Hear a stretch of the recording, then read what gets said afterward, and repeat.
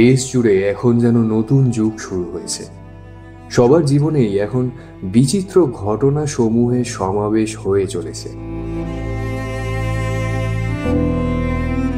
শব্দখানি নতুন নয়, তবুও এখন স্বাধীনতা আসছে।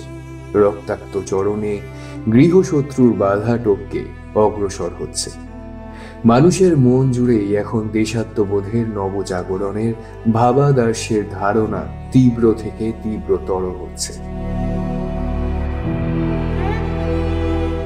স্বাধীনতা আসার পর আমরা প্রত্যেকেই কোন অবস্থায় থাকবো জানি না, তবে সেটার জন্য আপাময় ভারতবাসী আজ প্রস্তুত। হয়তো আমাদের প্রিয় দেশ দুই খণ্ড হয়ে যাবে, তবুও আমরা স্বাধীন হয়ে বাঁচব।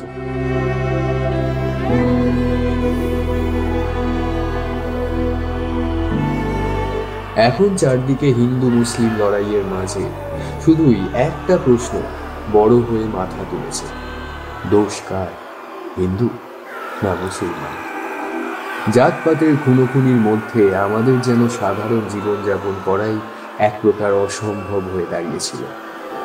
রক্তপাতে বয়ে যাওয়া কলকাতা থেকে অনেকটাই দূরে পাটনাতে বহুদিন ধরে সত্যবতী খোকাকে নিয়ে অবস্থান করছিল। সেখান থেকেই পাটনা শহরে আমাদের যাওয়া এবং পাণ্ডেজির সাথে সাক্ষাৎ, এরপর দীপনারায়ণ সিংয়ের মৃত্যু রহস্যের কিনারা করা।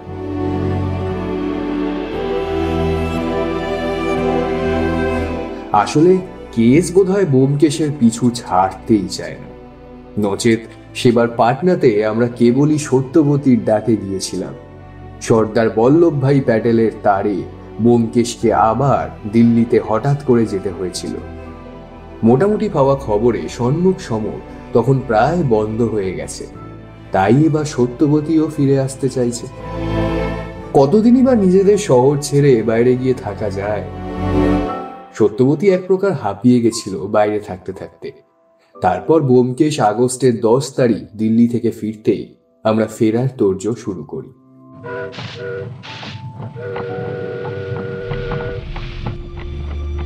কলকাতার বাসায় গিয়ে ফের সাজিয়ে বাসাটাকে আবার সত্যবতীর উপযোগী করতে হবে।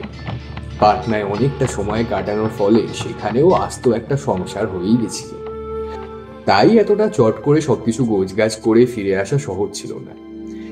একা সুকুমারের উপর সবটা ছাড়া অনুচিত, তাই সত্যবতী রয়েই গেল। কদিন পরেই সুকুমার সত্যবতীকে নিয়ে ফিরে আসবে, নয়তো আমরাই গিয়ে আবার নিয়ে আসব, এই সিদ্ধান্তই উপনীত হয়েছিল।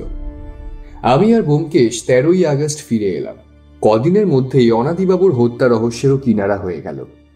চুক্তি অনুসারে প্রভাতের সাথে বইয়ের ব্যবসায় আবারও অংশীদার হয়ে গেছিলাম।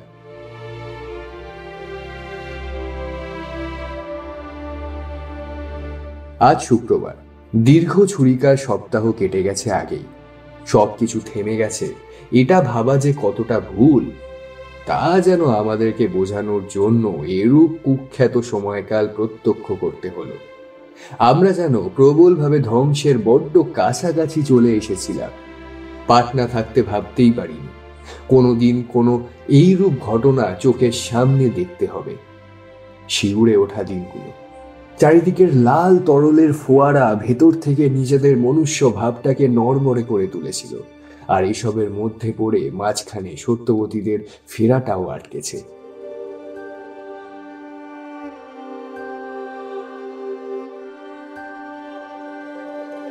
যাই হোক, এখন আবার সপ্তাহখানের পর সামনের সোমবারেই সত্যবতীদের নিয়ে কলকাতা ফিরে আসছে, সে বিষয়ে সুকুমার তার করে জানিয়ে দিয়েছিল। আমরাও উৎফুল্ল ছিলাম, আবার আমাদের প্রিয় কলকাতায় সবাই একসাথে থাকতে পারবো এই ভেবে। উটিরামও বেজায় খুশি। আমাদের এদিক ওদিক থাকার মধ্যে সে একমাত্র হ্যারিসন রোডের বাসাটা আগলে রেখেছে। দুপুরের খাওয়া দাওয়ার পর ভাবলাম একটু আজ বেরিয়ে আসি, অনেকদিন ভালো করে নিজের শহর ঘোরা হয়নি। যখন দাঙ্গার সেরূপ খবর আসছে না, তাহলে আর ভয় কি? ভাবা মাত্রই ব্যোমকেশকে বললাম আমার ইচ্ছের কথা। ব্যোমকেশও আগের মতন আর ঘরকুনো নেই, তাই সে আমার প্রস্তাবের এক কথায় রাজি হয়ে গেল। আমরা বেরিয়ে আমাদের হ্যারিসন রোড বরাবর ধরে বড় বাজারের দিকেই চলছিলাম। হাঁটার সাথে সাথে যথারীতি আমাদের ধূমপানও চলছিল। খানিক যাওয়ার পর থেকে চারিদিকের অবস্থা দেখে মনে হলো এই হিংসার রেশ হিন্দু মুসলিমদের মধ্যে থাকলেও তার জেরে প্রতিটি প্রাণী থেকে বাড়িঘর সবই দিশেহারা হয়ে গেছে। যতই এগোতে থাকি বিমর্ষতার অনুভূতিও পাল্লা মিলিয়ে বেড়েই চলেছিল। চোখে পড়ল দূরে কিছু মুসলিম যুবক হাতে অস্ত্র নিয়ে ঘুরছে। পরিস্থিতি দেখে ব্যোমকেশ দাঁড়িয়ে পড়ল, আমার দিকে ফিরে বলল, না ভাইয়া, আশেপাশে যা নজরে আসছে তাতে গতিক সুবিধা ঠিকছে না। এই সময় কাজ ছাড়া বাহির হওয়া খুব উচিত হবে না। সম্মুখ সমরের রেশ এখনো কাটেনি, বরং তা বোধ করি ভিতর থেকে আরো মনাগ্নি সংগ্রহ করছে বড় কিছু করার জন্য। বলে থামল। আমিও তার কথায় একমত হলাম। এমন অবস্থায় বাইরে থাকা মানে বিপদকে নিজের মাথার উপর চড়তে দেওয়াই বলে। এক অদ্ভুত ভীতি, যন্ত্রণা যা ব্যোমকেশের মতন সাহসীকেও বিচলিত করে তুলছে আজকাল। সত্যি কি পরিস্থিতি, হ্যাঁ? যাই হোক, আমরা দ্রুত পায়ে বাসায় ফিরে এলাম এবং পথে কোথাও ধূমপান না করি।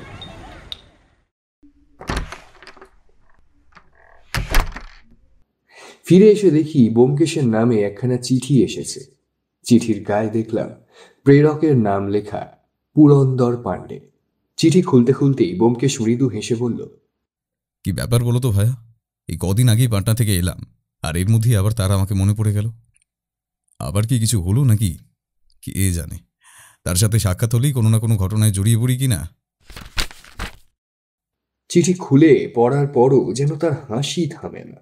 আমার দিকে চিঠিখানা বাড়িয়ে দিয়ে বলল, দেখো ভাইয়া, বলেছিলাম কিনা, নিজেই পড়ে দেখে নাও একবার। আমি আর দ্বিরুক্তি না করে চিঠিখানা পড়তে লাগলাম। নমস্তে ব্যোমকেশ বাবু, আপনাদের পরিবারের সকলেই যে পাটনা থেকে কলকাতা ফিরে যাচ্ছেন সে বিষয়ে আপনি বলেছিলেন, কিন্তু এতটা তাড়াতাড়ি সমস্ত বিষয়টি হবে সেটা জানা ছিল না। ভাবির কাছেই শুনলাম ওনারা পরের সপ্তাহেই যাচ্ছেন। তা ব্যোমকেশ বাবু, কিছু যদি মনে না করেন, আমি আবার আপনার সাহায্য চাইছি। সামান্য কেস, অথচ আমার অবস্থা একদম খারাপ করে দিচ্ছে। উপরের মহল থেকে চাপ দিচ্ছে এ হেন ঘটনায়। ঘটনাটা হলো, পাটনা জুড়ে হঠাৎ করে বিশেষ চুরি দেখা যাচ্ছে, যা আগে কখনো হতো না। চোর এমন চমৎকার উপায়ে চুরি করছে যে তাকে কোনোভাবেই ধরা যাচ্ছে না। প্রথম দিকে আমল দিইনি, কিন্তু আজ নিয়ে 9টা দিন পার হয়ে গেছে। এদিকে শহরে চুরি হয়েছে প্রায় 20 বার। আমরা কিছুতেই যেন কিছু করতে পারছি না। গোটা শহরে পাহারা বসিয়েও কোনো লাভ হয়নি, চোরের টিকি অবধি পাওয়া যায়নি। তা ব্যোমকেশ বাবু, ভাবিজিরার 1 সপ্তাহ যখন আছেন, আপনি আর অজিত বাবু চলে আসুন না। কেসটা একটু দেখে নিয়ে তারপর না হয় একসাথে ফিরবেন। আমার বিনীত অনুরোধ থাকলো। যাই হোক, মিত্রের প্রস্তাব ভেবে দেখবেন। ইতি পুরন্দর পাণ্ডে। চিঠিখানা পড়ে দেখে তা সাবধানে ভাঁজ করে রেখে ব্যোমকেশকে কইলাম, তা এবার কি করবে বলে ভাবছো ভাইয়া?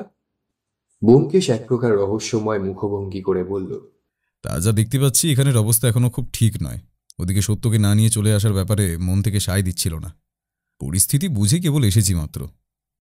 খানিক থেমে চশমা নামিয়ে যেন স্বগতোক্তি করল, পাণ্ডে বলছে যখন, একবার ফের গিয়ে দেখাই যাক। কেসটাও দেখা যাবে আর সত্যকে নিয়ে ফেরাটাও হয়ে যাবে। মোদ্দা কথা গিয়ে হচ্ছে, এক ঢিলে 2 পাখি মারা যাবে। বলে সিগারেটের টিন বের করে আমার দিকে চোখ জলজল চোখে তাকালো। আমিও নিঃশ্বাস ফেলে বললাম, হ্যাঁ, তবে যাওয়াই যাক আবার।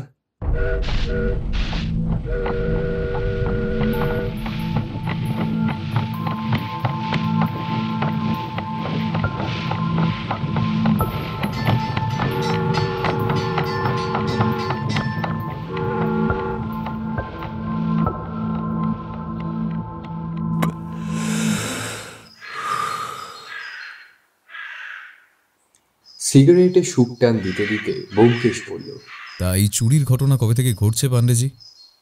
দিন 12 মতো হলো। প্রথম ঘটনাটা ঘটে শহর থেকে বাইরের দিকে, তারপর থেকে পাটনায় এদিক ওদিকে সর্বত্রই চুরি শুরু হলো। সিগারেটটা বিলেতি কাচের অ্যাস্ট্রেতে ফেলতে ফেলতে পাণ্ডেজি বললেন, পাটনার থানায় বসেই আমাদের কথাবার্তা চলছিল। আজ ভোরেই আমরা পাটনায় এসে পৌঁছেছি। আসার পর আমাদের পাটনার সংসারে একবার মুখ দর্শন করিয়ে নিয়েই থানায় চলে এসেছি।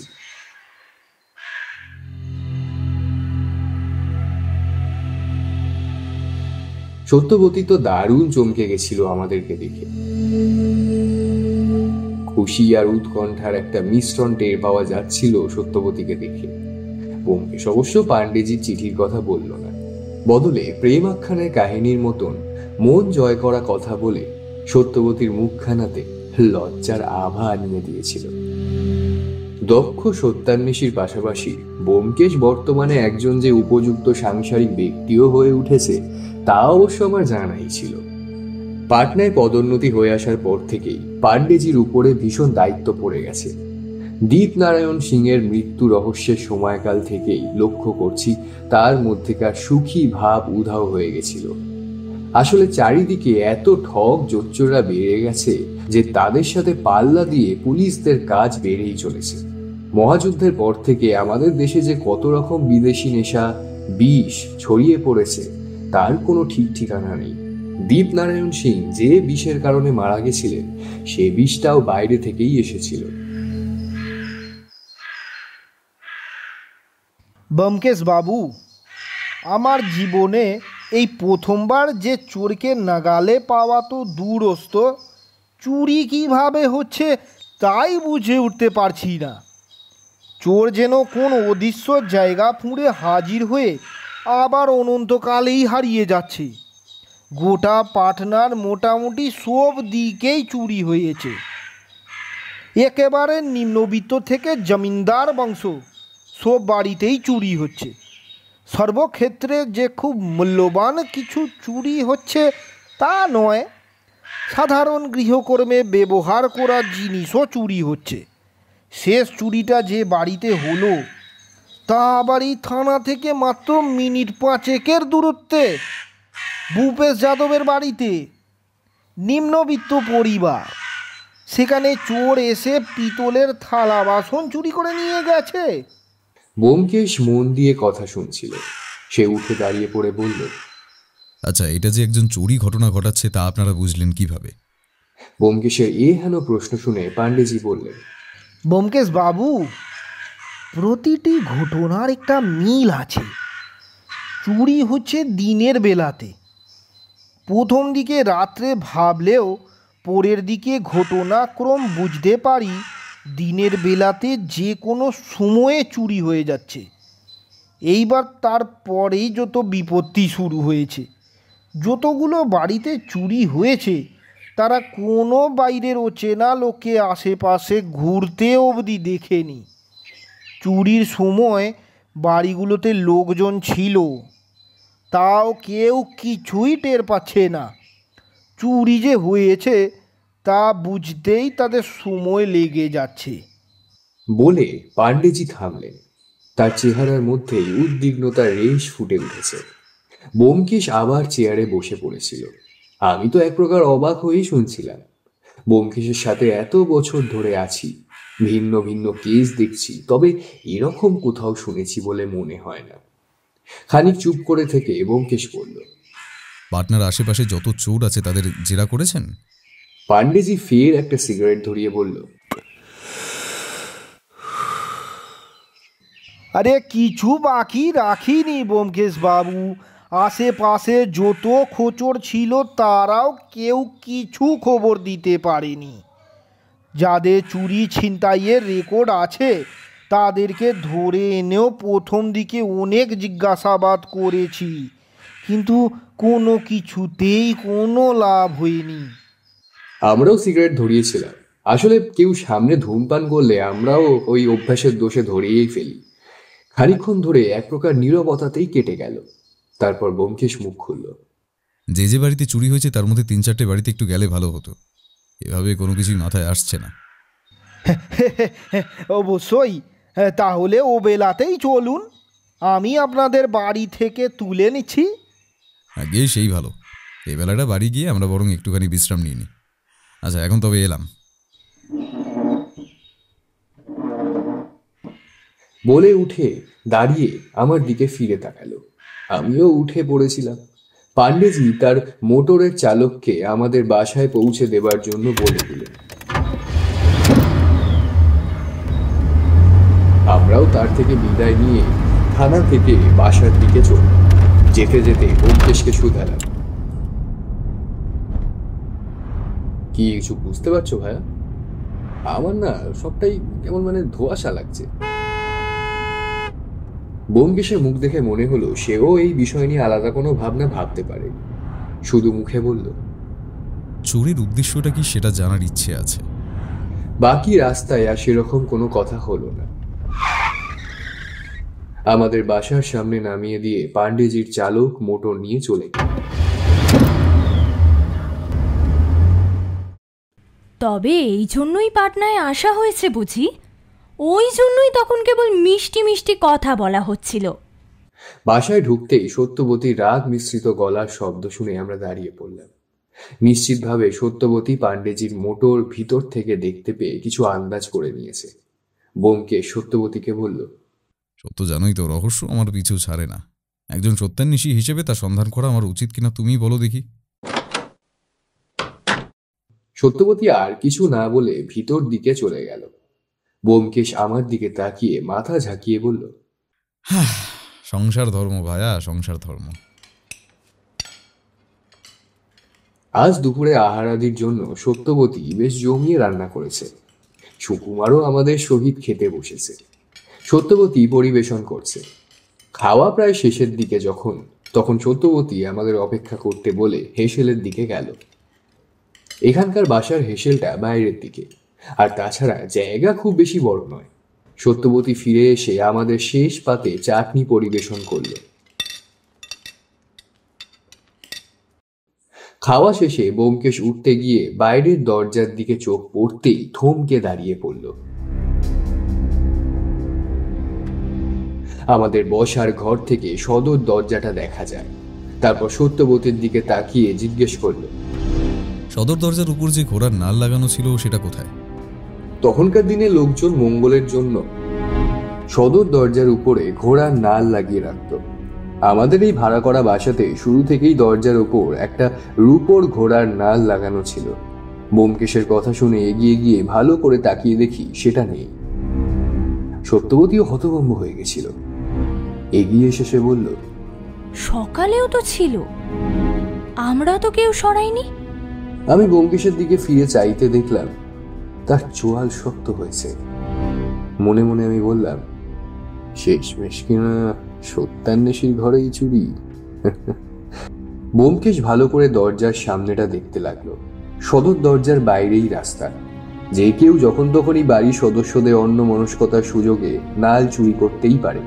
তবে ব্যাপারটা হলো, নালটা নামানোর সময় কোনো আওয়াজ হয়েছে কিনা সেটা। এমনিতেও ভিতর থেকে নালের একটা সামান্য অংশই দেখতে পাওয়া যেত। ব্যোমকেশ না খেয়াল করলে হয়তো আমরা লক্ষ্যই করতাম না।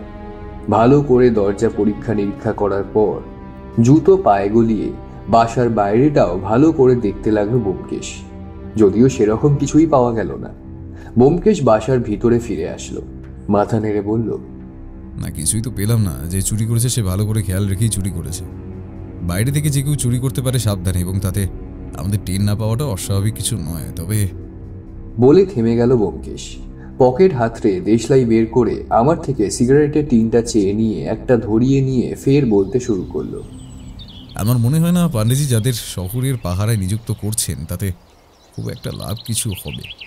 চোর অতি সাবধানী ব্যক্তি, সে বিষয়ে কোনো সন্দেহ নেই। তবে ঘোড়ার নাল চুরি করার কারণ আমার মাথায় আসছে না ভাইয়া। ঘরে তখন ধোয়ার মেঘ তৈরি হয়ে গেছিল। ব্যোমকেশও চোখ বুজে চেয়ারে বসে পড়ল। এতক্ষণের ঘটনায় সুকুমারও হকচকিয়ে গেছিল। সে মুখ খুলল, সত্যিই তো, চুরি করার জন্য এত জিনিস রয়েছে, তা ছেড়ে ঘোড়ার নাল কেন চুরি করলো তা ভাবনার বিষয় বটে। ব্যোমকেশ চুপচাপ শুনল, তবে আর কোনো বাক্য বের করলো না। আমরাও এক প্রকার স্থির হয়ে গেছিলাম ঘটনাক্রমে। বিকেলে যখন পাণ্ডেজি আমাদের নিতে এলেন, সবটা শোনার পর তিনিও ভারী অবাক হলেন। তিনি বাসার ভিতরে এসে চেয়ারে বসে নিয়ে বললেন, তো সত্যি ভারী মুশকিল হলো ব্যোমকেশ বাবু। আপনি থাকাকালীন যদি আপনার বাড়িতে চুরি হয় তাহলে তো চোরকে পাওয়া সত্যি দুষ্কর। ব্যোমকেশ তখন অবধি ভাবনার জগতেই ডুবেছিল। পাণ্ডেজির কথা শুনে মৃদু হাসি এনে বলল, পাণ্ডেজি, আমি একজন সাধারণ মানুষ। চোর বুদ্ধি করে সাবধানে আমার সামনেও চুরি করতেই পারে। চুরির পদ্ধতি নিয়েও আমি খুব একটা ভাবিত নই, তবে ঘোড়ার নাল চুরি কোনো কারণ আমি খুঁজে পাচ্ছি না। বলে ফের চোখ বুজে নিয়ে যেন ভাবনার জগতে ঢুকে গেল। পাণ্ডেজি আমার দিকে তাকিয়ে ইশারা করতে আমি তাকে আশ্বস্ত করলাম। মিনিট পাঁচেক পর ব্যোমকেশ চোখ খুলল, তারপর উঠে পড়ে পাণ্ডেজিকে বলল, চলুন চুরির জায়গাগুলো দেখে আসি।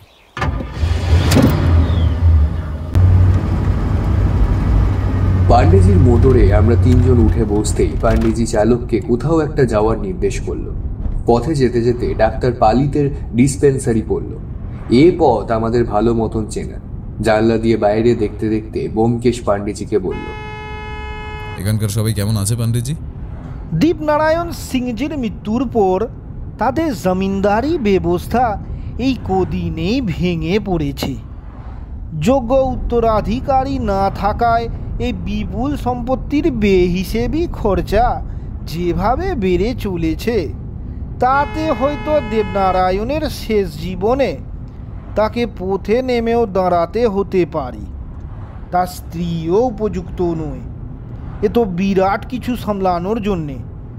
সত্যি ভগবান যদি একটু বোধ বুদ্ধি দিত দেবনারায়ণকে। বলে একটা দীর্ঘশ্বাস ফেলে নিয়ে থামলেন পাণ্ডেজি।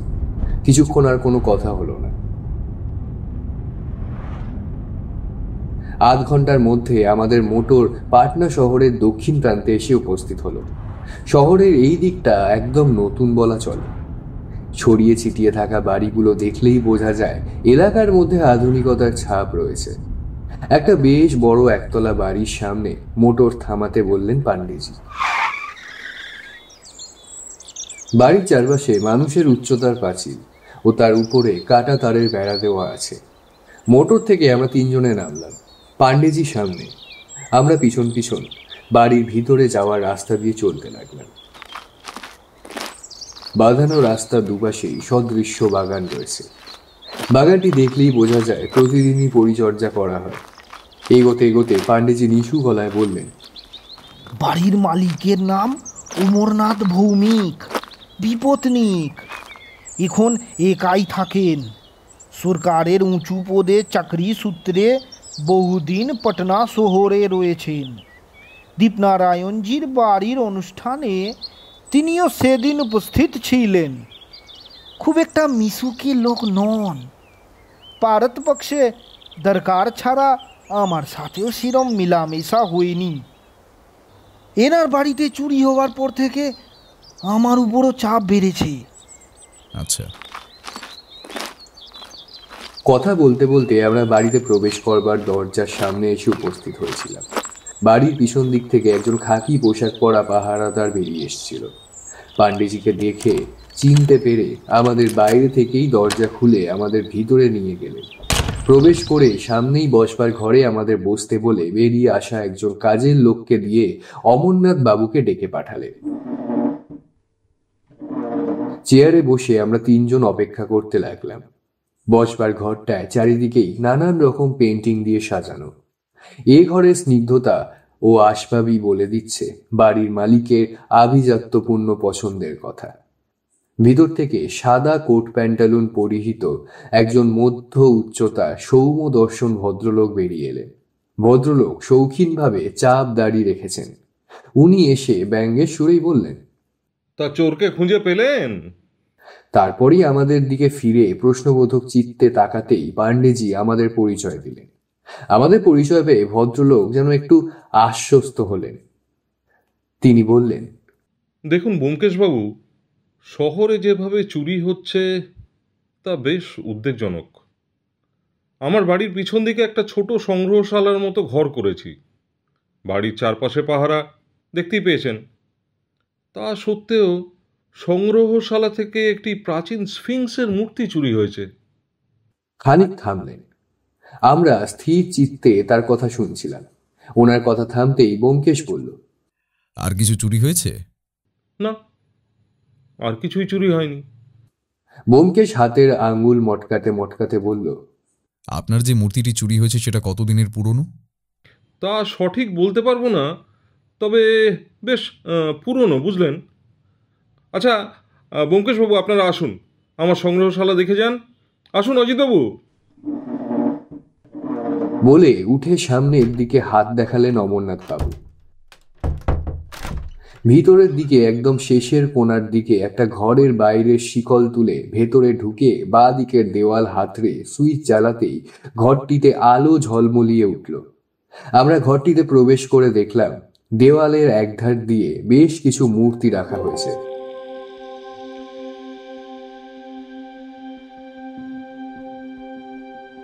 ঘরে অনেকগুলো তাক রয়েছে এবং তাতেও ছোটখাটো জিনিসপত্র আছে। মহেঞ্জোদারো থেকে পাওয়া মূর্তির ন্যায় অনুরূপ একটা মূর্তি আছে দেখলাম। তাছাড়াও বিভিন্ন সময়ের বিভিন্ন জিনিসপত্র আছে।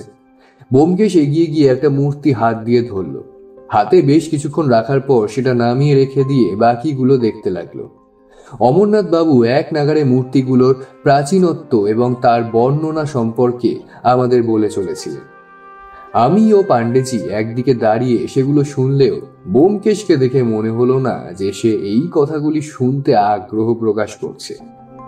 আমি ভিতর ভিতর বিস্মিত হলাম, এই ভেবে যে ব্যোমকেশ এত ধৈর্যবান, এইসব বিষয় নিয়ে তার আগ্রহেরও শেষ নেই, তাহলে কেন কথাগুলো ঠিকভাবে শুনছে না? চুরি যাওয়া ফিংসের মূর্তির আর একটা জোড়া ছিল বোধহয়। সেটা এক কোণে থাকা দেরাজ থেকে বার করে ব্যোমকেশকে দিলেন অমরনাথ বাবু। এটাও হাতে নিয়ে দেখেই ফেরত দিয়ে দিল ব্যোমকেশ। কেমন লাগছে আপনাদের অজিতবাবু? পাণ্ডেজি ব্যস্ত মানুষ, তার পক্ষে এরকম কেস ছাড়া এই স্থান দেখা সম্ভব হতো না। শেষের লাইন বলার সময় একটা শ্লেষাত্মকতার ছোঁয়া পাওয়া গেল। পাণ্ডেজি অবশ্য তাতে কিছু বললেন না। আমিও ভালোই লাগছে, শুধুমাত্র এইটুকুই বললাম। ব্যোমকেশের দিকে তাকিয়ে দেখলাম মুখে যেন একটা মৃদু হাসি খেলছে। একটা অর্থপূর্ণ হাসি দিয়ে সে অমরনাথ বাবুকে বলল, আপনার সংগ্রহশালা মন্দ নয়, বেশ ভালোই লাগলো। যাই হোক, আজ বরং আসি, একটু কাজের তাড়া ছিল। চলো অজিত, চলুন পাণ্ডেজি। অমরনাথ বাবু শশ ব্যস্ত হয়ে বলে উঠলেন, এমা, একটু অপেক্ষা করুন, এক কাপ চা খেয়ে যান আপনারা। সে আর একদিন হবে কোন, আপনি এখন ব্যস্ত হবেন না। আজ আমরা আসছি, নমস্কার নেবেন। বলে বাইরের দিকে যাওয়ার জন্য পা বাড়ালো। আমরাও তাকে অনুসরণ করলাম। খানিক এগিয়ে গিয়ে ব্যোমকেশ কি ভেবে আবার পিছনে ফিরল, গিয়ে অমরনাথ বাবুর সামনে গিয়ে বলল, পারলে আপনার সংগ্রহে থাকা মূর্তিগুলোর একবার কোনো প্রত্নতাত্ত্বিকের কাছ থেকে গিয়ে বয়সের গণনা করিয়ে নেবেন যথার্থভাবে। হ্যাঁ, চলি। বলে হাসি মুখেই বেরিয়ে এলো ব্যোমকেশ।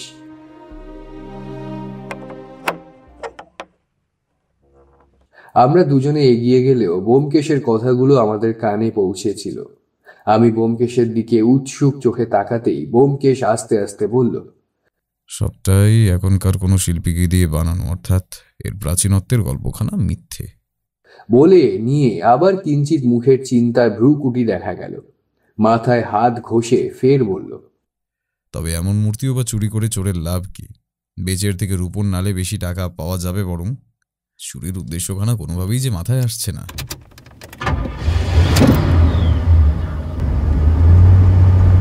আমি আর কোনো কথা না বলে পাণ্ডেজির মোটরে ঢুকে বসলাম। ব্যোমকেশেরও যা মাথায় আসছে না, তা যে আমার মাথা হতে অনেকটা দূরত্ব বজায় রেখেই যাবে তা আমি জানি।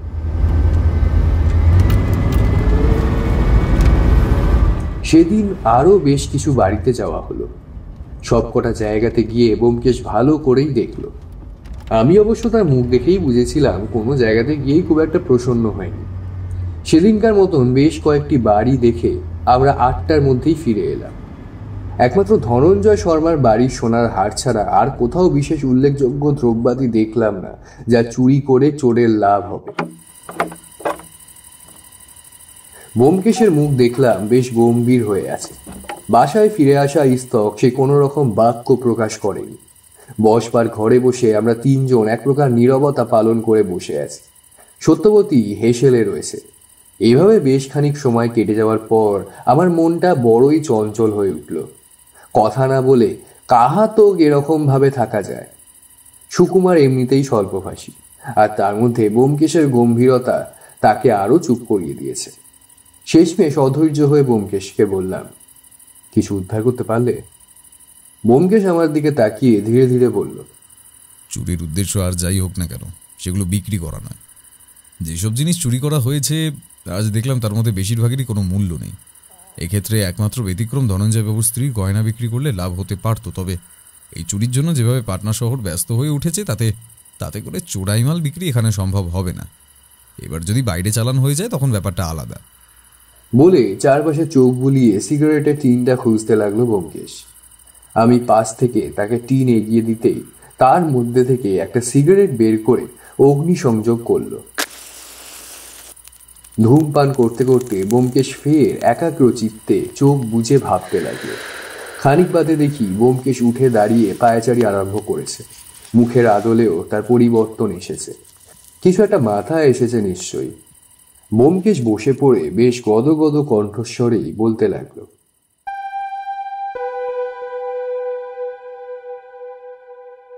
একটা ছোট অথচ সবথেকে গুরুত্বপূর্ণ বিষয় আমাদের সকলেরই নজর এড়িয়ে গেছে।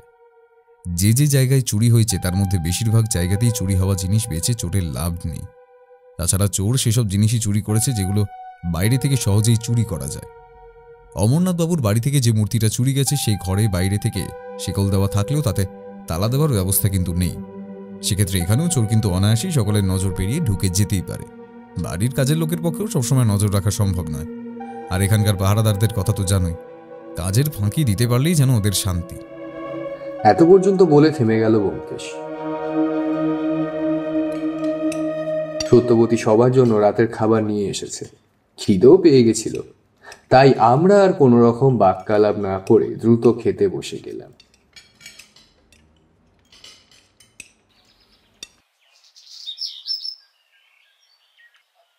পরদিন সকালে উঠে রোজকার প্রাত্যহিক ক্রিয়া করে নিয়ে বসে খবরের কাগজে চোখ বোলাচ্ছি।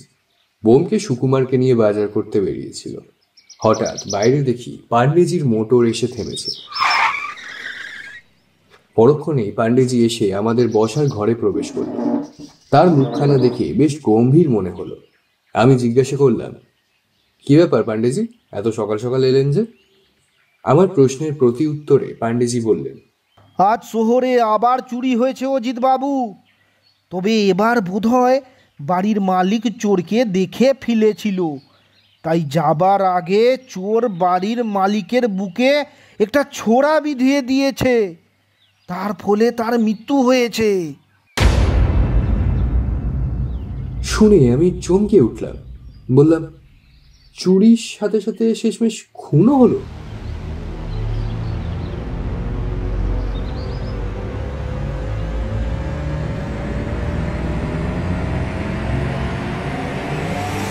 দেখি দরজা দিয়ে ব্যোমকেশ আর সুকুমার ঢুকছে। আমার কথা বোধহয় কিছু তার কানে পৌঁছেছিল। পাণ্ডেজি ব্যোমকেশের দিকে তাকিয়ে ফের ঘটনাটা ব্যক্ত করলেন। সব শুনে মনে হলো ব্যোমকেশ যেন একটু চিন্তিত হলো। সে মৃদু স্বরে বলে উঠল, খুনের ব্যাপারখানা তো ভাবনায় অনেকটা ঘেটে দিচ্ছে মশাই। তারপর স্বাভাবিক গলাতেই বলল, চলুন দেখি আগস্থলে যাওয়া যাক। বলেই গায়ের আলোড়নখানা ঠিক করে নিয়ে বেরিয়ে পড়ল ব্যোমকেশ। পাণ্ডেজি জানতেন খুনের কথা শুনে ব্যোমকেশ সেখানে যেতে চাইবে, তাই তিনি খবর পাওয়া মাত্র এদিক পানে চলে এসেছিলেন, যাতে একেবারে আমাদেরকে সাথে নিয়েই একবার ঘটনাস্থলে যেতে পারে। আমিও ফতুয়াখানা ঠিক করে নিয়ে বেরিয়ে এসে পাণ্ডেজির মোটরের ভিতর বসলাম। পাটনা শহরের প্রাচীন দিকটায় আমাদের নিয়ে মোটর এগিয়ে চলল। এই পথ দিয়ে দীপনারায়ণ সিং এর বাড়ি যাওয়া যায়।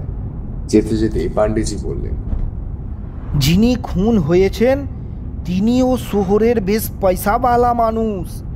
নাম জগিন্দর তিওয়ারি। পূর্বপুরুষের কাঠের ব্যবসা ছিল, সেটাকেই বড় করে তুলেছে। বয়স হয়েছিল বেশ, তবে যদ্দূর শুনেছি ওনার পারিবারিক জীবন খুব একটা সুখের ছিল না। 13 বছর আগে উত্তরের দিকে ঘুরতে গিয়ে স্ত্রী ও ছেলে দুর্ঘটনায় মারা যায়। ছেলের স্ত্রী কিছুদিন যদিও বেঁচে ছিল, কিন্তু ক্রমশ স্বাস্থ্যের অবনতিতে তারও মৃত্যু ঘটে। পরিবারের এতজনের মৃত্যু যোগিন্দরজিকে ভিতর থেকে অনেকটা ভেঙে দিয়েছিল। তবে একমাত্র নাতির মুখ চেয়ে তাকে আবার পুনরায় হাল ধরতে হয়েছিল। নাতি অতীন্দ্র অবশ্য এখানকার ছেলেপুলেদের মধ্যে বেশ ভালোই বলা চলে। এখন তো সেই তার দাদুর ব্যবসা দেখত। বলে থামলেন পাণ্ডেজি। মোটর ততক্ষণে এসে একখানা বিরাট দোতলা বাড়ির সামনে দাঁড়িয়ে পড়েছে। বাড়ির ফটকের সামনেই একজন হাবিলদার দাঁড়িয়েছিল। পাণ্ডেজি গাড়ি থেকে নামতেই সেলাম দিয়ে একপাশে সরে দাঁড়ালো। আমরা ভিতরে প্রবেশ করতেই একজন পুলিশের উর্দি পরা সুস্বাস্থ্যের অধিকারী অল্প বয়স্ক যুবক স্যালুট করে এসে দাঁড়ালো। পাণ্ডেজি তাকে দেখে বললেন, লাশ কোথায় সুচিন্ত? সুচিন্ত একবার আমাদের দিকে তাকিয়ে নিয়ে বলল, লাশ উপরে শোয়ার ঘরেই রয়েছে। আপনি আসছেন শুনে এখনো অবধি লাশ চালান করা হয়নি। আসুন, আমার সাথে আসুন। বলেই সামনের দিকে ইঙ্গিত করলো। আমরা তিনজন তাকে অনুসরণ করে ভিতরের দিকে চললাম। হাঁটতে হাঁটতে চাপা গলায় পাণ্ডেজি আমাদের বললেন, রতিকান্তের পরিবর্তে এ এলাকার দায়িত্ব এখন সুচিন্তকে দেওয়া হয়েছে। নতুন ছেলে হলেও বেশ করিতকর্মা আছে। আমরা ভিতরে প্রবেশ করেই দেখতে পারলাম সামনের দালানের একপাশে একটা বিশাল আকারের সেগুন কাঠের তৈরি হনুমানজির মূর্তি রয়েছে। চারিদিকে চোখ বুলাতেই কাঠের আরো কারুকার্য করা আসবাবপত্র দেখতে পেলাম। পাণ্ডেজির কথার সাথে সাথে মিলিয়ে বুঝতেই পেরেছিলাম যে বাড়ির মালিকের সম্পত্তির কোনো অভাব ছিল না। দোতলা সিঁড়ি দিয়ে উপরে যাওয়ার সময় একটা বিশেষ বিষয় খেয়াল করলাম। বাইরে থেকে বোঝা না গেলেও এ বাড়ির অনেকটা অংশই কাঠ দিয়ে তৈরি। পাকা বাড়ির সাথে কাঠ দিয়ে যৌথ সমন্বয় বাড়িখানা তৈরি। বেশ একটা তারিফযোগ্য স্থাপত্য। ব্যোমকেশ বেশ খানিকক্ষণ ধরেই চুপচাপ ছিল। বোধ করি চুরির সাথে খুনেরও যোগ নিয়ে তার মস্তিষ্কের মধ্যেকার অবস্থা তোলপাড় করে চলেছে। বাইরে থেকে অবশ্য ব্যোমকেশকে দেখলে কারোর পক্ষেই বোঝা সম্ভব নয় যে তার মনের ভেতর কি চলছে। ওই পাশে আর একটা সিঁড়ি দোতলায় উঠেছে। নিচে মোট 4টি ঘর, প্রত্যেকটি ঘরই বিশাল আকার। মনে হলো সেগুলো সম্ভবত হল ঘর। উপরে উঠবার পর এক পাশে দাঁড়িয়ে লক্ষ্য করলাম উপরটা। সব শুদ্ধ গোটা 8 ঘর রয়েছে উপরের তলায়। সিঁড়ি দিয়ে উঠে পাশে বাঁকুড়া টেরাকোটার কাজ দেখতে পেলাম। সামঞ্জস্য মিলিয়ে নানান রঙের বিদেশি আলো ঝোলানো রয়েছে উপর থেকে। আমি মুগ্ধভাবে চারদিকটা দেখতে দেখতে এগোচ্ছিলাম। হঠাৎ করে প্রায় হোঁচট খেয়েই পড়ে যেতাম ব্যোমকেশ তার ক্ষিপ্ত হাতে আমাকে ধরে নিতে। আমিও নিজেকে সামলে নিলাম। দেখি জায়গাটা কেমন যেন ভাঙা। ব্যোমকেশ ধীরে ধীরে বলল, সামলে ভাইয়া, চারিপাশে স্থাপত্যে মুগ্ধ হওয়ার সাথে সাথে ভালো করে সবকিছু নজরবন্দি করে নাও। তবে এই বাড়ি দেখলেই বোঝা যায় মালিকের শিল্পকলার প্রতি আনুগত্যের কথা। পাণ্ডেজি এগিয়ে গেছিলেন। আমাদের দাঁড়িয়ে পড়তে দেখে ফিরে তাকালেন। আমরাও আর না দাঁড়িয়ে এগিয়ে গেলাম। সামনের বড় ঘরের দরজা খোলা। ভিতরে লোকজনও দেখা যাচ্ছে। নিশ্চিত এই ঘরেই লাশ রয়েছে।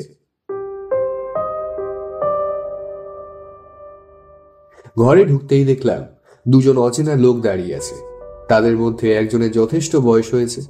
পোশাক দেখে মনে হচ্ছে খুব সম্ভবত বাড়ির কাজের লোক হবে। আর একজন সৌম্যদর্শন যুবক। কোকড়ানো চুলগুলি মাথার দুপাশে নেমে এসেছে। চোখে সোনালি ফ্রেমের চশমা রয়েছে। পাণ্ডেজি যুবকটির দিকে তাকিয়ে কথা বলা শুরু করলেন। অতীন্দ্র বাবু, কি করে হলো এইসব? তার মানে এই হচ্ছে যোগীন্দ্রবাবুর নাতি। বিষণ্ণভাবে সে বলল, দাদুর ভোরবেলা ঘুম থেকে উঠে ছাদে পায়চারি করার অভ্যেস। আজও ছাদে পায়চারি করে নেমে এসে খুড়োলাল দাদুকে 1 কাপ চা দিতে বলে ঘরে চলে গেছিল। চা নিয়ে যাওয়ার সময় দাদুর ঘর থেকে তীব্র চিৎকারের শব্দ শুনে খুড়োলাল দাদু চায়ের কাপ নিচে ফেলেই দৌড় লাগান দাদুর ঘরে। গিয়ে দেখেন দাদুর এই অবস্থা। বলে খানিকটা কান্নার দমক চেপে চুপ করে গেলেন অতীন্দ্রবাবু। আমার চোখ গেল ঘরে দক্ষিণে থাকা বিশাল পালঙ্কের দিকে।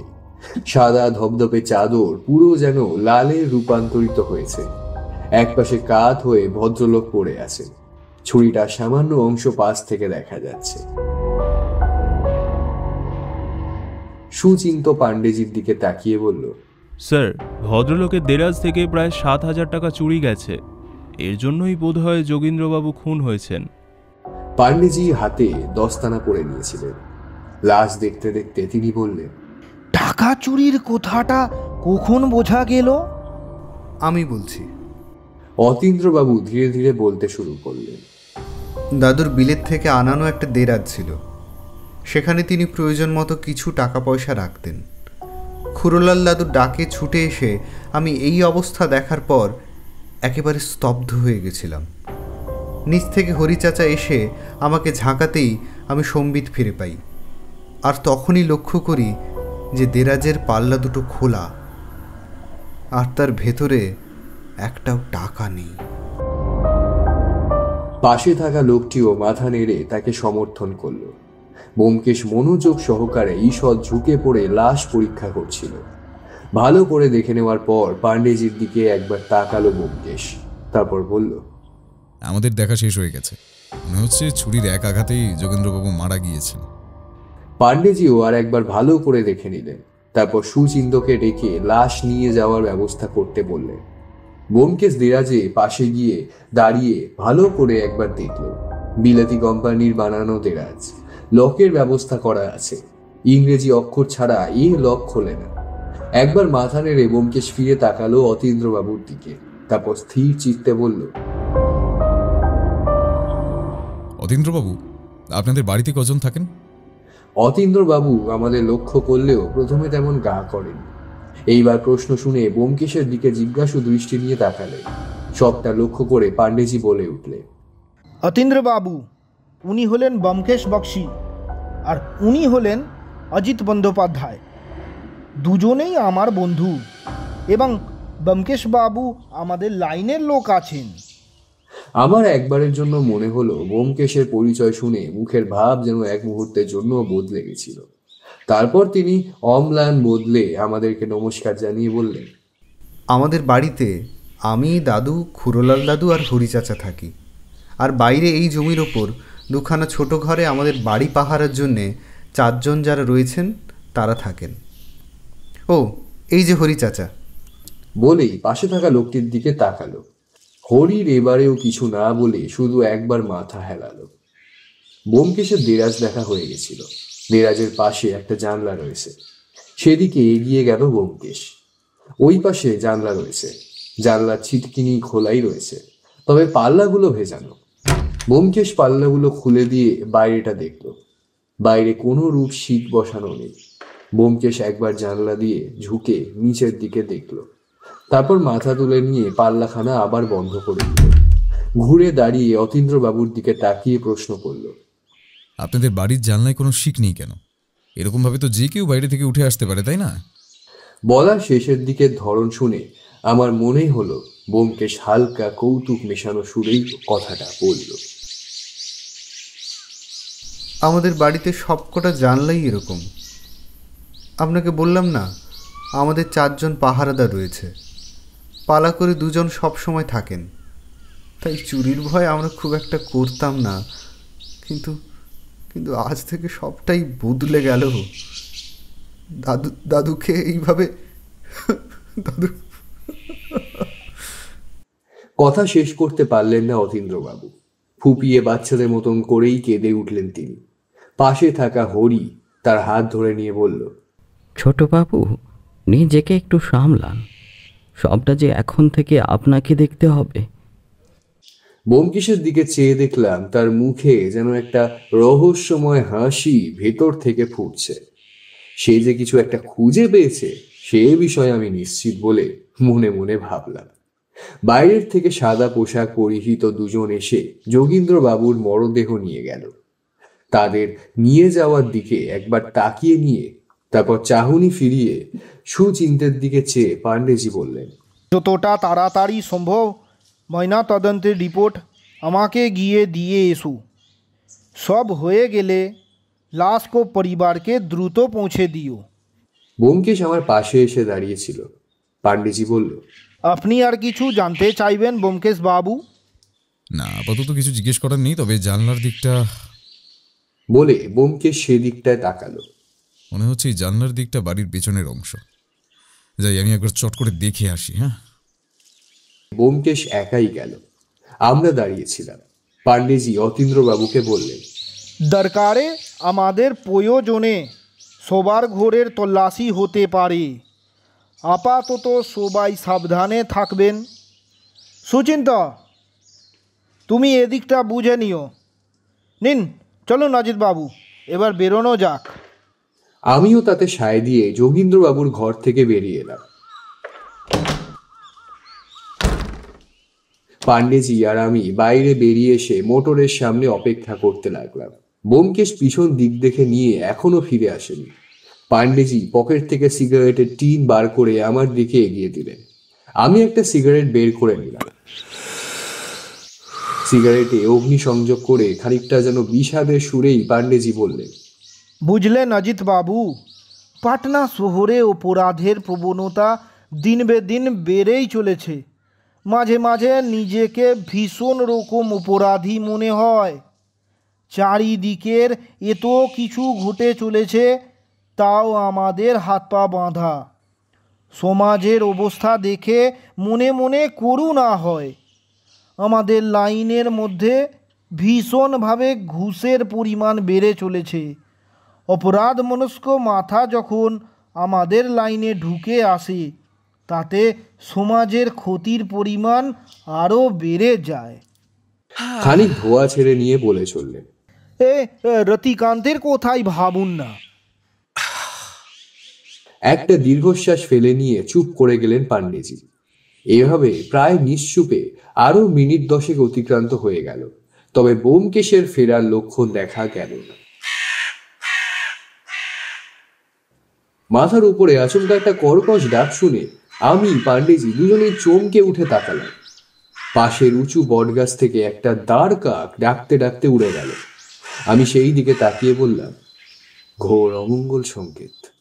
তুমি সাহিত্যিকতা ছেড়ে কি জ্যোতিষগিরি শুরু করতে চললে নাকি ভাইয়া? তাকিয়ে দেখি ব্যোমকেশ পিছন দিক থেকে হাসতে হাসতে বেরিয়ে আসছে। কাছে এসে পুনরায় বলতে থাকলো, পাণ্ডেজি, এখানকার সবকিছু দেখা হয়ে গেছে, চলুন এবার বরং ফেরা যাক। সুচিন্ত পেছনে এসেই দাঁড়িয়েছিল। সে ব্যোমকেশের দিকে তাকিয়ে বলল, ব্যোমকেশবাবু, যেহেতু এই এলাকায় ঘটনাটা ঘটেছে, এর দায়িত্ব আমার উপরেই বর্তাবে। আপনি কিন্তু আমাকে এই ক্ষেত্রে সহায়তা করবেন। দেখো সুচিন্ত, আমি একজন সত্যান্বেষী, রহস্য নিয়ে ঘাঁটতে ভালোবাসি। আমার পাটনায় আসার কারণ এই বর্তমানে হয়ে চলা চুরির ঘটনার কিনারা করা, তার সাথে পরিবার নিয়ে কলকাতায় ফেরা। খুনের তদন্তটা তুমি দেখো, আমি যতদিন আছি সাহায্য করব। ব্যোমকেশের কথা শুনে সুচিন্ত খানিক থেমে নিয়ে বলল, অজিতবাবুর লেখা আজকাল হিন্দিতেও অনুবাদ হওয়ার কারণে ব্যোমকেশবাবু আমাদের পাটনাতেও যথেষ্ট পরিচিতি পেয়েছেন। তারপর কিছুদিন আগের দীপনারায়ণ সিংয়ের মৃত্যু রহস্যের তল খুঁজে আপনি যেভাবে সবটা সমাধান করেছেন, তাতে বিশেষত আমাদের পুলিশ মহলের এখন সবাই প্রায় আপনাকে চেনে। আপনার কোনো তুলনা নেই ব্যোমকেশবাবু। আমার বিশ্বাস আপনি থাকলে হত্যাকারীকে ধরতে আমাদের বিশেষ বেগ পেতে হবে না। সত্যিই সুচিন্ত ভুল কিছু বলেনি। ব্যোমকেশের তুলনা নেই। ব্যোমকেশ সুচিন্তর কাঁধে হাত রেখে বলল, পাণ্ডেজি, আপনাদের এই দারোগাটিও বেশ পটু। আপনি নিশ্চিত থাকুন, আপনার আর উপর মহলের চাপ বেশি দিন সহ্য করতে হবে না। আপাতত আমরা আসি তবে। ঠিক আছে ব্যোমকেশ বাবু, আপনি আছেন, আমাদের এমনিতেও আর চিন্তা নেই। চলুন, আমি আপনাদের বাড়ির সামনে নামিয়ে দিই।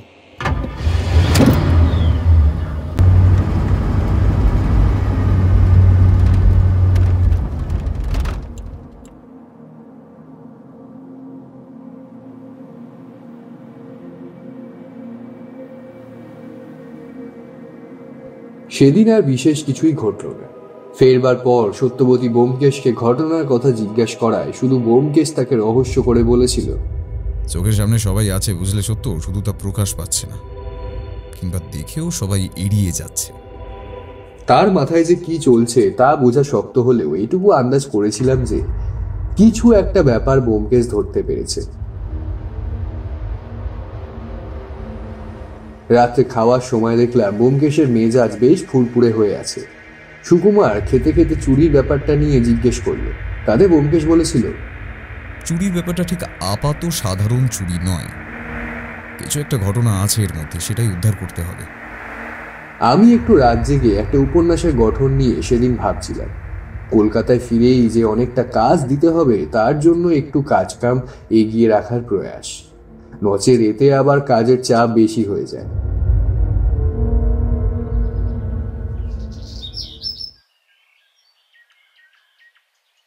রাত্রে ভাবনা চিন্তা করে শুতে শুতে আমার অনেকটা দেরি হয়ে গেছিল, তাই সকালে ঘুম ভাঙতেই বেশ খানিকটা দেরি হয়ে গেল। উঠে বাইরে গিয়ে শুনি ব্যোমকেশ আমি উঠবার ঘন্টাখানেক আগেই তৈরি হয়ে কোথাও একটা বেরিয়েছে। কখন ফিরে আসবে তার কোনো নির্দিষ্ট সময় সে বলে যায়নি। শোনা মাত্র আমি কিছুটা মনক্ষুণ্ণ হলাম। নির্ঘাত এইসব কেসের ব্যাপার নিয়ে ব্যোমকেশ বেরিয়েছে। শুরু থেকেই আমি যখন আছি তাহলে আজ আমাকে নিয়ে যেতে পারত। আসলে এই হলো ব্যোমকেশের মহাদোষ, কেস গোটানো না হওয়া পর্যন্ত স্পষ্টভাবে কিচ্ছু বলে না। সুকুমারও বাড়ি নেই তার মধ্যে। আমিও প্রাতক্রিয়া সম্পন্ন করে নিয়ে কালকে রাত্রে ভাবা উপন্যাসটার একটা পর্ব লেখার উদ্দেশ্য নিয়ে কলম ধরলাম। ব্যোমকেশ সেদিন আর দুপুরেও ফিরল না। আমি ভেবেছিলাম এই সময়টাতে লেখার কাজটা অনেকটা এগিয়ে রাখবো, কিন্তু বিধি বা কলম নিয়ে বসে কেবল চুরি আর যোগীন্দ্রবাবুর খুন নিয়েই ভেবে চললাম। ভাবতে বেশ কয়েকখান সিগারেট খেয়ে নিলাম। মাঝে সত্যবতী এসে আমাকে যার জন্য শাসন করে বলে গেছে, ঠাকুরপো, পরপর এতবার ধূমপান করা কিন্তু মোটেও ঠিক নয়। আমিও সত্যবতীর শাসনের ফলে দমে গিয়ে সদরের দরজা খুলে বাসার সামনেই একটু পায়চারি করতে শুরু করলাম।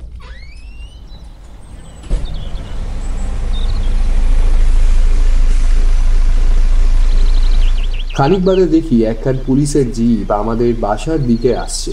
বাসার কাছে এসেই সেটি থেমে গেল এবং তার ভিতর থেকে ব্যোমকেশ বেরিয়ে এসে ভিতরে থাকা আরেকজন লোককে কিছু একটা বলে হাত নাড়ল। আমি এগিয়ে গিয়ে ভালো করে দেখলাম ভিতরে সুচিন্ত বসে আছে। ব্যোমকেশ এবার আমার দিকে এগিয়ে এলো, ভালো করে আমার দিকে তাকিয়ে জিজ্ঞেস করলো, ভায়া তুমি হঠাৎ পাইচারি করছো যে? আমি কাচুমাচু মুখে বললাম, কি আর করব, বাসায় সুকুমারও নেই, তুমিও সেই সকালে বেরোলে, আর তারপর ফেরার নাম নেই। উপন্যাস লিখতে বসে মনোসংযোগ করতে পারলাম না, বরঞ্চ অতিরিক্ত ধূমপান করায় সত্যবতী শাসন করলো। এই অগত্যা একটু হেঁটে বেড়াচ্ছি। আমার কথা শুনে ব্যোমকেশ শব্দ করে হেসে উঠল। খানিক এইভাবে হেসে নেওয়ার পর দাঁড়িয়ে পকেট থেকে সিগারেট 3 বার করে আমার দিকে এগিয়ে দিল। আমি একটু কিন্তু কিন্তু ভাব করতেই ব্যোমকেশ বলল, খাও, একবার খেয়েই নাও, এতবার তো খেয়েছো অস্থিরতায়, এবার শান্তিতে খাও। বলে নিজের সিগারেট ধরালো। আমিও ধরিয়ে ফেললাম। বেশ খানিকটা ধোয়া ছেড়ে দিয়ে ব্যোমকেশ চোখ বুজে দাঁড়িয়ে কিছু একটা মনে মনে বিড়বিড় করল। তারপর চোখ খুলে তাকাতেই দেখলাম যেন একটা ভীষণ ভাবনা তার মধ্যে বিরাজমান। আমি জিজ্ঞেস করলাম, সারাদিন তো ছিলে না, কেসের ব্যাপারে কি কিছু এগোলো? ব্যোমকেশ রহস্য করে উত্তর করলো, অনেক কিছুই বুঝেছি ভাইয়া, অনেক কিছুই, তবে এখনো কিছু জিনিস ধোঁয়াশার আড়ালে রয়েছে, তার সমাধানের জন্য আরও কিছু সময় লাগবেই। চলো এসব ছাড়ো, এখন ভিতরে চলো দেখি, মনটা একটু চা চা করছে বড়, চলো তাড়াতাড়ি চলো। বলে আমার হাত ধরে টেনে বাসায় ঢুকে গেল। বাসায় ঢুকেই দেখলাম সত্যবতী বাইরে এসে দাঁড়িয়েছে। ভুরু কুচকে এসে তার বাক্যপাঠ শুরু করলো। সারা দিন এইভাবে না খেয়ে দিয়ে ঘুরে বেরিয়ে শরীরটা খারাপ করলে কে দেখবে শুনি? কাজ করছো ঠিক আছে, সে করো, তা বলে এইভাবে সারা দিন? সত্যবতী আতঙ্কিত আক্রমণ সামলানোর জন্য এইবার ব্যোমকেশ যেন খুব একটা প্রস্তুত ছিল না। আমার তো ব্যোমকেশের মুখ দেখে মায়া হচ্ছিল।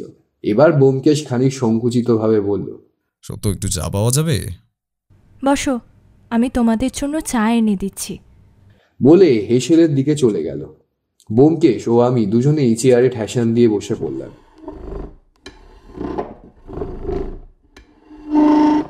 ব্যোমকেশ ফিস ফিস করে আমাকে বলল, সংসার ধর্ম হচ্ছে পৃথিবীর সব থেকে কঠিন ও বিচিত্র ধর্ম। তুমি তো এর ধার ধারলে না, তাই এই যাত্রায় তুমি বেঁচে গেছো ভাইয়া। হ্যাঁ, আমি হেসে বললাম, সে আর বলতে। সেদিন আর কেসপত্র নিয়ে কোনো কথা তুললাম না। ব্যোমকেশও ব্যাপারগুলো নিয়ে খুব একটা কথা বলতে আগ্রহী ছিল না। শুধু রাত্রে শুতে যাওয়ার আগে বলল, কাল সকাল সকাল তৈরি থেকো, ছিপ ফেলতে যেতে হতে পারে।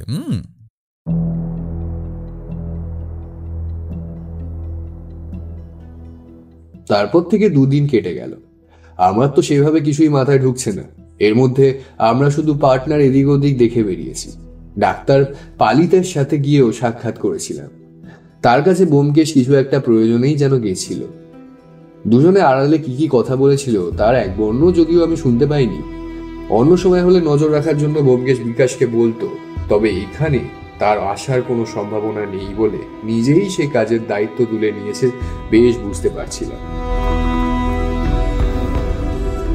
2 দিন কেটে যাওয়ার পর আজ ব্যোমকেশ ও আমি আজ অতীন্দ্রবাবুদের বাড়ি গেছিলাম। শোকের আবহেও তিনি আমাদের আতিথেয়তাতে কোনো ত্রুটি রাখেন। কথায় কথায় চুরি প্রসঙ্গ উঠতেই প্রথম দিকে ব্যোমকেশ যতটা পারল এড়িয়ে যেতে চাইল। ব্যোমকেশ কিছুই বলবে না তা আমি জানতাম। তবে আমার একটা বিষয় অবাক লাগলো। দাদুর খুনি ধরা পড়ার পর থেকে চোরের ব্যাপারে যেন একটু বেশি উৎসাহ দেখাচ্ছেন অতীন্দ্রবাবু। খানিক সময় থাকার পর বিদায় নেওয়ার সময় ব্যোমকেশ অতীন্দ্রবাবুকে বলল, আপনি চিন্তা করবেন না, আপনার দাদুর খুনি এবং চোর খুব শিগগিরই ধরা পড়বে। তবে পাটনার বাকি চুরিগুলোর কিনারা করা গেছে এবং আজ সকালেই সে ধরা পড়েছে। কাল থেকে পাটনা চুরি আর পাহারার দরকার পড়বে না। শোনা মাত্র আমিও ভিতর থেকে অবাক হলেও মুখে তা প্রকাশ করলাম না। অতীন্দ্র খানিক অবাক চিত্তে বলল, দাদুকে সেই চোর খুন করেননি বলছেন? না, আপনার দাদুর খুনি অন্য কেউ। পুলিশের কাছে যে ধরা পড়েছে সে কেবল চুরি করেছে। চোর নিজের মুখে স্বীকারও করছে তার চুরির ঘটনা। যাই হোক, আজ আসি অতীন্দ্রবাবু, আশা করি আবার দেখা হবে। বলে বেরিয়ে ব্যোমকেশ আমাকে বেরিয়ে যাওয়ার ইশারা করল। আমরা নমস্কার জানিয়ে অতীন্দ্রবাবুদের বাড়ি থেকে বেরিয়ে পড়লাম। বাইরে একটা ট্যাক্সি আমাদের জন্য আগে থেকেই অপেক্ষা করছিল। আমরা তাতে চড়ে বসতেই আমাদের নিয়ে রওনা দিল। আমি বাইরের দিকে তাকিয়ে যেতে যেতে প্রশ্ন করলাম, মিথ্যে খবর দিলে যে? ব্যোমকেশ আমার দিকে চোখ টিপে বলল, মিথ্যে? মিথ্যে বলিনি, সত্যিই চোর ধরা পড়েছে। সবুর করো বৎস, ধীরে ধীরে সবটাই বুঝবে। হ্যাঁ,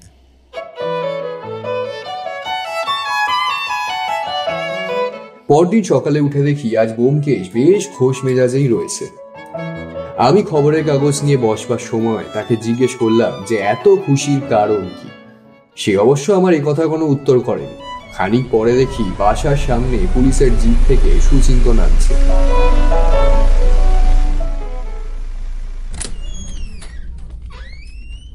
ভিতর থেকে তাকে দেখে ব্যোমকেশ উঠে গিয়ে দরজা খুলে দিতেই সে ঘরে প্রবেশ করে বলল, ব্যোমকেশবাবু, তাকে পাওয়া গেছে। স্যারকেও খবর পাঠিয়েছি। চলুন, আমি আপনাদের নিজেই নিতে চলে এলাম। চলুন। ব্যোমকেশ যেন এটারই প্রতীক্ষায় ছিল।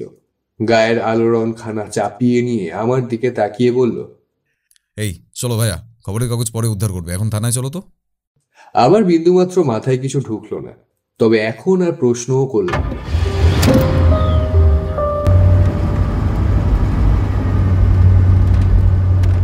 থানায় পৌঁছে ভিতরে ঢুকে যা দেখলাম তা দেখার জন্য মোটেই প্রস্তুত ছিলাম না। নিজের চোখকেও যেন বিশ্বাস করতে কষ্ট হচ্ছিল। অতীন্দ্রবাবুকে গড়াতে রাখা হয়েছে এবং তিনি সেখান থেকেই চেল্লাচ্ছেন, না না না, আমি আমি আমি কাউকে ছাড়বো না। আমাকে আমাকে অন্যায়ভাবে এখানে ছল করে আনা হয়েছে। আমি আমি কাউকে ছাড়বো না, কাউকে না। ব্যোমকেশ মৃদু হাসি মুখে এনে অতীন্দ্রর দিকে এগিয়ে গেল। তারপর বলল, সমস্ত তথ্য প্রমাণের ভিত্তিতেই আপনাকে এখানে আনা হয়েছে অতীন্দ্রবাবু। আপনি পাটনার বিখ্যাত চোর এবং আপনি আপনার দাদা শ্রী যোগীন্দ্র তিওয়ারির হত্যাকারী। তার কথা শুনে আমি অতিশয় চমকে গেলাম। কি বলছে কি ব্যোমকেশ? সুচিন্তকে দেখে মনে হলো সে বিষয়টা বেশ কিছুটাই জানতো, তাই বিশেষ অবাক হয়নি। পাণ্ডেজিও থানায় চলে এসেছিলেন। তিনি থানায় প্রবেশ করেই ব্যোমকেশের কাছে এসে বললেন, এসব কি ব্যোমকেশ বাবু? আমি তো কিছুই বুঝতে পারছি না। সুচিন্তর কাছে সমস্ত কিছুর তথ্য প্রমাণ আছে, যা আমাদের জোগাড় করতে দিন তিনেক সময় লেগেছে। তবে একটা কথাই বলবার, অতীন্দ্রবাবু মানসিক দিক থেকে সুস্থ নয়, এই বিষয়টাও প্রমাণিত। তাই চিকিৎসার ভারটাও আপনাদেরকে নিতে হবে। তো বেলায় আমার বাড়ি আসুন, তখন না হয় সবটা আমি বুঝিয়ে বলছি।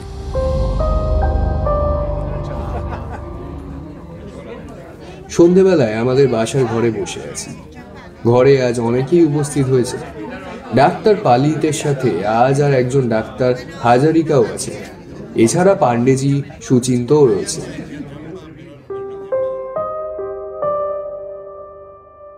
চা খেতে খেতে ব্যোমকেশ বলতে লাগলো, যোগেন্দ্রবাবুর পরিবার দুর্ঘটনার কারণে শেষ হয়ে গেছিল। একমাত্র নাতিকে আঁকড়ে ধরে বেঁচে থাকার পাশাপাশি সবটা ভোলার জন্য অতিরিক্ত টাকার পেছনে ছুটতে শুরু করেছিলেন তিনি, যার জন্য ছোট থেকেই একাকী বড় হতে থাকে অতীন্দ্র। ওইটুকু বাচ্চা একাকী থাকতে থাকতে ক্রমশ একটা বিরল রোগে আক্রান্ত হয়। এই রোগের কারণে অতীন্দ্র ছোট থেকেই চুরি করত। যোগেন্দ্রবাবু এই রোগের কথা জানতে পেরে নাতিকে চিকিৎসা করানোর জন্য ডাক্তার হাজারিকার কাছে নিয়ে যান। একজন মনির ডাক্তার হিসেবে ততক্ষণে ডাক্তার হাজারিকা বেশ নাম করে ফেলেছেন। ব্যোমকেশের কথায় সম্মতি জানিয়ে ডাক্তার হাজারিকা মাথা নাড়লেন। ব্যোমকেশ বলে চলল, চিকিৎসার প্রভাবে ধীরে ধীরে অনেকটা সুস্থ হন অতীন্দ্রবাবু। বুদ্ধিমত্তা ও যোগ্যতার দ্বারা ধীরে ধীরে তার দাদুর ব্যবসাতে যোগদান করে ব্যবসায়িক কাজে তাকে সাহায্য করতে থাকেন। এত অবধি সবকিছুই ঠিকঠাক চলছিল। তবে বাদ সাধল প্রেম। অতীন্দ্রবাবু একজনকে ভালোবাসতেন, কিন্তু যাকে ভালোবাসতেন তার তরফ থেকে তিনি কখনো সাড়া পাননি এবং পরিবর্তিতে অপমানিত হয়ে ফিরেও আসেন অতীন্দ্রবাবু। আমি আর এখানে মেয়েটির পরিচয় দিয়ে সবার সামনে তাকে বিব্রত করতে চাই না। যাই হোক, অপমানিত হওয়ার পর থেকে অতীন্দ্রর মধ্যে পুরনো রোগ জেগে ওঠে এবং বাড়ির পরিধি ছেড়ে গোটা পাটনা শহরে চুরি করতে শুরু করে। এইসব কাজে তার মধ্যে দুটি সত্তার একসাথে কাজ করার বিরল প্রতিভা দেখা যায়। আগেও বলেছি, এমনিতে অতীন্দ্রবাবু ভীষণ বুদ্ধিযুক্ত মানুষ ছিলেন। চুরিটা তার কাছে নেশার মতো ছিল, তাই কখনো এমন চুরি করেনি যাতে লোকের ক্ষতি হয়। একমাত্র ধনঞ্জয়বাবুর বাড়ি থেকে সোনার গয়না চুরি হয়, যার জন্য দায়ী অবশ্য অতীন্দ্রবাবু দায়ী ছিলেন না। আমি খবর নিয়ে দেখেছি ধনঞ্জয় গলা অবধি ঋণে ডুবে আছেন। সেটা থেকে বাঁচতেই পরিস্থিতি দেখে তিনি নিজেদের গয়না সরিয়ে চুরির গল্প ফাঁদেন। যাই হোক, সেটা মূল আলোচ্য বিষয় নয়। শহরের চুরির হাওয়া দেখে প্রথমে যোগেন্দ্রবাবু কিছুই বুঝতে পারেননি, তবে হঠাৎ করে অতীন্দ্র আবার বদলে যাওয়া তিনি লক্ষ্য করেছিলেন। একদিন তারপর হাতে নাতে ধরে ফেলল অতীন্দ্রকে। তারপর ভীষণ তিরস্কার করেন। সেসব কথার আংশিক শুনেছিল তাদের বাড়ির কাজের লোক হরি, যা প্রথমে সে বুঝতে পারেনি। আমি তার সাথে আলাদা কথা এটা জানতে পেরেছিলাম। এবার শহরে হঠাৎ করে এমনভাবে চোরকে ধরার জন্য উৎপাতা হচ্ছে, চারিদিকে পুলিশের চর খুঁজছে, এই ব্যাপারটা যোগেন্দ্রবাবুকে আতঙ্কিত করে তুলেছিল। সতই হোক, তার একমাত্র নাতি বলে কথা। এরপর আমার বিশ্বাস যোগেন্দ্রবাবু অতীন্দ্রকে ডেকে কিছু বলবার সময় ক্ষিপ্ত হয়ে অতীন্দ্র তাকে খুন করে বসে এবং চুরি প্রমাণ করতে ওই টাকাগুলো নিয়ে পালায়। সেদিন যখন যোগেন্দ্রবাবু মারা গেছিল, দেরাজ থেকে মোট 7,000 টাকা নেওয়া হয়েছিল। কিন্তু বিষয় হলো এই যে দেরাজটি ছিল বিলেত থেকে আনা, অক্ষর না দিলে সেটা খোলা যেত না। এই একটা জায়গায় প্রাথমিকভাবে ভুল করেন অতীন্দ্রবাবু। এখানেই আমি বুঝতে পারি কাজটা বাড়ির লোকেরই ঘটানো। ইতিমধ্যে খুন হয়ে যাওয়ার পর চারিদিকে পাহারা আরও জোরদার করে দেওয়ায় অতীন্দ্রবাবু পড়ে পড়ল। এমন অবস্থায় ফের ডাক্তার হাজারিকার চেম্বারে যাওয়া শুরু করল সে। আমিও সুচিন্ত তাকে নজরে রেখে ডাক্তার হাজারিকার কাছে পৌঁছলাম। তিনিও বোধ করি গোটা পাটনা শহরে ঘটা ঘটনার সাথে শেষের দিকে চুরির ঘটনার সূত্রপাত পাচ্ছিলেন। তারপর কাল সকালে অতীন্দ্রদের বাড়িতে গেলাম, আমিও অজিত। আমি একটা টোপ ফেললাম এবং সে টোপটা গিলে নিয়ে আজই চুরি করতে বেরোলো। আগে থেকেই সাদা পোশাকে পুলিশ তাকে লক্ষ্য করছিল, তাতেই হাতে নাতে ধরা পড়ল অতীন্দ্র। বলে থামলো, তারপর একটা সিগারেট ধরিয়ে বলল, বাকি কথা আপনাদের মোটামুটি জানাই আছে। ভাইয়া, তুমি লিখতে চাইলে আবার না হয় সমস্তটা তোমাকে বলবো।